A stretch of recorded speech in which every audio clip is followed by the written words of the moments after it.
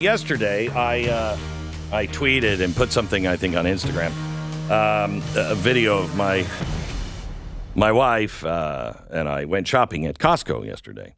And so I just tweeted, not saying you should go to Costco, but I'm not saying it either. Just assuming like a dummy that people would understand that I'm concerned about the banking system. Mm-hmm. And, just a good idea to stock up on aspirin and children's Tylenol and allergy medicine and things that, you're going to need. If there's a breakdown of the supply chain, you don't want to be without medicine and toothpaste and things like that. Sure. So that's what I did yesterday. And then immediately it caught fire with Glenn Beck is suggesting that there will be so much unrest due to Trump being indicted that people should stock up on essentials. You suggested that? That's what I suggested, apparently. So that was what I was really worried about. It had nothing to do with the banks. Nope. Had nothing to do with that. I feel like that was in the news. People may have heard of it. Yeah, I know. It might have been something that I've been known to talk about, being prepared. And speaking of that, I have the results of this audience. And I think it's going to shock you. This audience, we took a poll of 10,000 audience members. How prepared are you? Now, we took this last week, Stu. You didn't get a chance to participate, darn it. Mm-hmm. So for mainly entertainment purposes, I thought we would have you take the poll. How much food do you have saved with a long shelf life? I only order takeout. Maybe till the end of a work week. At least 2 weeks worth of food. My food stockpile can last several months. That's 3. I'm good for at least a year. I mean, definitely at least 2 weeks. I would say the question is, can I get to several months? And I think, can you get several months? It's 3. I think I could get to. I'll go with that one. I think I could get to that. I do have I had placed an order a couple of years ago of my Patriot Supply. Got some stuff. For what? Like your 48-hour kit for my Patriot Supply? No, it was like a couple of big boxes. Okay. It's got lots of packets in there. Do you even know where they are? Yeah. Oh boy. I loosely. They're in what I know kind of where they are. Okay. How much? I could find them in a pinch. How much bottled water do you have stored in case of an emergency? Tap water doesn't count. None. I'd be dead within 3 days.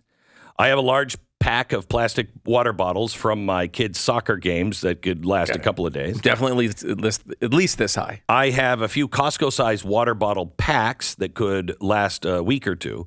My water stockpile could last several months. I'm good for at least a year. There's a big gap between a couple weeks and several months. Yeah, I feel like I'm falling in that window quite a bit because I do have a few of those big water cooler jugs. Yeah. We had a water cooler for a while. We don't have it anymore. But I kept a bunch of the extra bottles just in case because I was thinking about you. You're always talking about how we need things. So when, let's say, power goes out, you'll be able to not fill those right away. No, they're filled. Oh, they're filled. They're sealed. Good for you. When they were first delivered. Good for you. Now, then you probally have a better water supply than I have. Really? Yeah. I knew it. Yeah, I'm the one who's prepared around here. Oh, well, anyway, how many of the following basic supplies do you have? A flashlight with extra batteries. Almost I'm definitely. like a battery central, man. Yeah, my wife has is like batteries. Battery-powered, solar-powered radio. Solar-powered radio. Or battery-powered radio. I might have that. Cell phones and chargers. Yeah. Cell phones and chargers. Yes, I've got cell phones and chargers. And matches. Hey, we have a few lighters. Yeah. Does that count? Well, I guess. Doesn't say lighters, but yeah. Matches. I mean, I think I was pretty good on that one. Okay. Yeah. I mean, I'm basically a prepper. Is what we're learning here. How secure is your home or your shelter? Not prepared at all. I have a fireplace and firewood. Okay. Yeah. I do have a fireplace. Yeah, but it's gas, isn't it? I do have a gas fireplace. Yeah. I do have we have like one of those little outdoor fire pits. Does that count? I just got a propane tank. No, it really doesn't. No. All right. We can slide that right into the house. What could go wrong? Yeah. I have an alternate source of heat to cook food. like a charcoal grill or camping stove. There you are. I have a gas grill. In addition to a heat source, I have a backup generator in case of power outages. I have a little backup generator. Okay. We used it because we lost power. Right. And I was able to power the refrigerator for like 8 straight hours. There you go. We didn't lose our food. Yeah. I have an entire bunker that's ready to go if power goes out. I do not have that. You do not well, have that. I have that. That's Glenn's house. Yeah. We think of Glenn's house I as have our guns. bunker. If I wouldn't have lost them in that. That's why I'm happy you Fishing lost them in the fishing accident, because now I can come over and you probably won't shoot at me, at least early. How strong is your emergency fund? This one is really very important because if the banks go down, which do not panic, all you have to do is prepare. If you have enough money for a few days of what it would cost to, get gas and food or whatever, you should have that in cash. Be great to have, your monthly bills in cash for a month. Okay. But you should have some cash just in case there's a banking holiday. I love that. I mean, if the banks collapse, I'm not paying bills. What are they going to do? I just tell them the bank's collapsed. Sorry, I can't make those payments. Okay. How strong is your emergency fund? I don't have an emergency fund. My emergency fund can cover 1 to 2 months of expenses. This is not cash on hand. This is what you would have in the bank. Okay. 3 to 5 months of expenses, 6 to 8 months of expenses, a year's worth of expenses. I mean, I could go easily into multiple years. So I got it all stored over at FTX. I don't remember. I haven't checked it in a while, though. How much do you have invested in silver, gold, or other precious metals? None. I bought 0.5 gram of silver just for kicks. Precious metals are a small part of what I have. Precious metals medium or precious metals large part. Ooh, that's just, this is entertainment purposes only. My social security number, is that the next question on this? How many of these barter skills do you know? Oh, gosh. Ooh, I was bad on this one. Carpentry, sewing, auto repair, medical expertise, or zero. When do you get to talk on radio? Yeah. Do you get that's that? zero. Okay. Yeah, that's zero. I had to punch zero on that one. Yeah, definitely zero. How much emergency fuel do you have stored for your car? None. I have an extra gallon of gas in the garage. I have enough extra gas for last a month. Gas stored for last What do you do? 6 months. What are you supposed to do with extra gas? You put it in, plastic containers, the big red plastic containers, okay? And then what? And then you fill them up. And then over about a 2-month period, you cycle through that gas. So if you need gas I've read horror stories about because I had because we lost power, I had to go get gas at the generator. Right. And I did that. And then I had once the power came back on, I had leftover gas. Right. And then I was like, well, what am I supposed to do with this gas? And then I started I went online. I made the mistake of searching for what I should do. And it was like, your house will burn down if you keep this gas anywhere within 500 feet of your home. Stop. That's basically what they said. So then I just started running my car in the driveway, burning gas and filling it back up. That's legitimately what I did. That's really what you did? I just ran my gas in the driveway for like 8 straight hours and just kept filling it up until I burned all the gas directly into the atmosphere. If you have a shed or something like that, just keep it in the shed. Then the shed burns down. That's what the online Then there'll be an said. explosion. How well do you know how to use a paper map?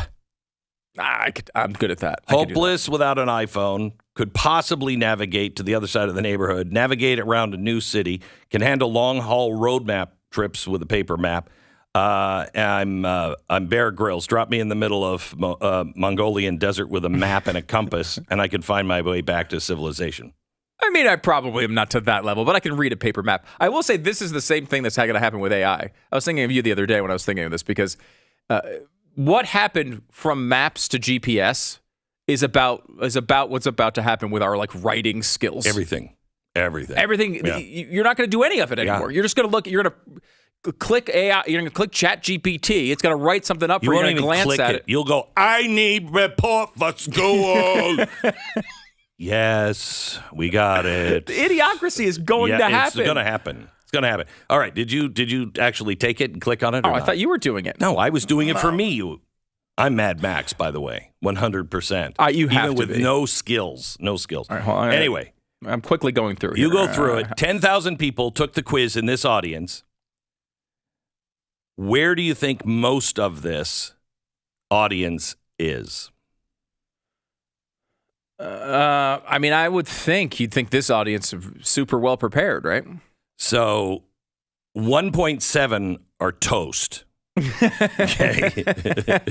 That's you won't their category? survive if your kitchen table breaks. Okay. You won't. It's like, I don't know what to do. I had to eat the children. So it's 1.7 that took it not prepared at all.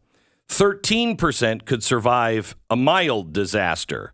They've tucked, some finances away for emergencies. They have useful tools or skills, and a little bit of food. Most of this audience could survive a big disaster. In fact, 69.8% of this audience. Congratulations. You have some investment in precious metals, an emergency fund, some food and supplies stockpiled, maybe an extra generator. Even though you may not be a prepper, you've taken steps to prepare for hard times, which will protect you and your loved ones for weeks, even months. That's 70% of this audience. And then there's this Mad Max category of 15%, 14.7%. 15% of this audience is Mad Max. You're one of the few people who could actually survive a nuclear apocalypse. There's few that I bet you in the general population, I can't even imagine 1%, less than 1%. Your bunker is stocked with food, water, supplies to last you months. Silver, gold, emergency fund will help you cruise in times of financial distress. You can secure more goods because you have learned a bunch of barter skills. You are Mad Max. It's great. Now, if you haven't taken this test, you could just take it for yourself now. But we have the ultimate preparation guide, which is filled with really easy. Do this. Do you have this? Just a checklist. And you can go as far as you want on the list. But it is a really easy guide to be prepared for whatever may come your way. Go to glennbeck.com now and see how prepared you actually are. And then prepare. If you want that list, you can find it at glennbeck.com. I think it's no longer on the front page, so I think you have to go down at glennbeck.com and click on, extra stories or something like that. If you just go to the front page, let me see what it says. You'll load more content. Load more content. It's right before my big fat face with the radio and TV on it. Load more content. Hit that, and then you'll find it on that second page.